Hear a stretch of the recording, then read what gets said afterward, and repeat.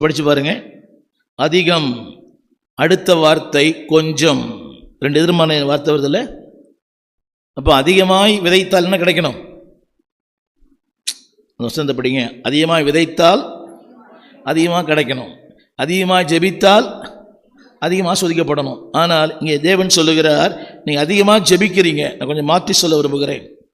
You pray more but no result. அதுக்கு என்ன காரணம் என்றால், திரும்ப சொல்லுகிறேன், உங்கள் ஜெபங்கள் தேவ நோக்கத்திற்கும் தேவ சித்தத்திற்கும் தேவனுடைய விருப்பத்திற்கும் இசைந்ததாய் இல்லை. திரும்ப வேதம் சொல்கிறது, நாம் எதையாகிலும் அவருடைய சித்தத்தின்படி கேட்டால் அவர் நமக்கு செவி கொடுக்கிறார். நீங்கள் ஜெபிக்கிற பல காரியங்கள்லாம் தேவ சித்தம் தானா, தேவ நோக்கம்தானா? என்ன கேட்டிருக்கிறீங்களா? ஆண்டவரே இதை நான் செய்ய போகிறேன்.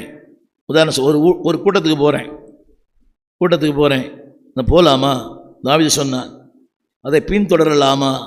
தேவன் சொன்னார், பின்தொடர். அடுத்த வார்த்தை போட்டிருக்குது, ஒன்றும் குறையாமல் எல்லாவற்றையும் திருப்பி கொண்டான். யோசித்து பாருங்க, இன்றைக்கி நம்ம வாழ்க்கையில் அதிகமாக ஜெபிக்கிறோம், ஆனால் அதுக்கேற்ற பதில் பெறவில்லை. நானும் நீங்களும் தான். ஒன்றும் இல்லை, வெரி சிம்பிள். உங்கள் ஜெபங்களும் என் ஜெபங்களும் தேவ நோக்கத்திற்கு தேவ சித்தத்திற்கு இசைந்திருக்கிறதா என்று கேள்வி. நீ கேட்கலாம், என்ன பாஸ்டர் என் கணவனுக்காக ஜெபிக்கிறேன், அதெல்லாம் இல்லை. நீங்கள் ஜெபிக்கிற பல காரியங்கள், அந்த வசனத்தை திரும்ப படிக்கிறேன் கேளுங்க. திரளாய் கொஞ்சமாய்.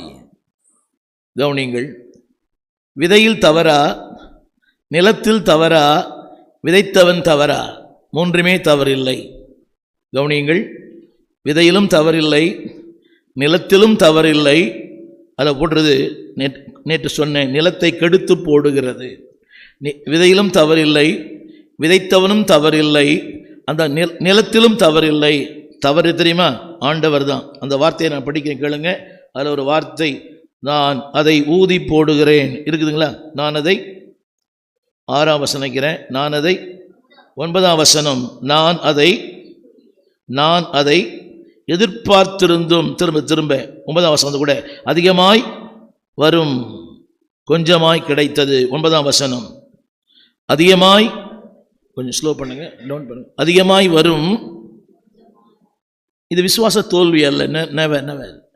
நீ ரொம்ப ஜெபிக்கிற மகளே, ஆனால் ஜெபத்துக்கு ஏற்ற மாதிரி வாழ்க்கை இல்லை. புரிஞ்சா? என்ன பாருங்க, எல்லாரும் ஜெபிக்கிற அளவுக்கும் வாழ்க்கையினுடைய சுபாவங்கள் இல்லை. அப்போ நீ கேட்கலாம் பாருங்க, ஜபமும் சுபாவங்களும் ஒன்றா இல்லைன்னா ஒன்றுமே நடக்காது. திரும்ப படிக்கிறேன், அதிகமாய் வரும், எதிர்பார்த்திருந்தீர்கள்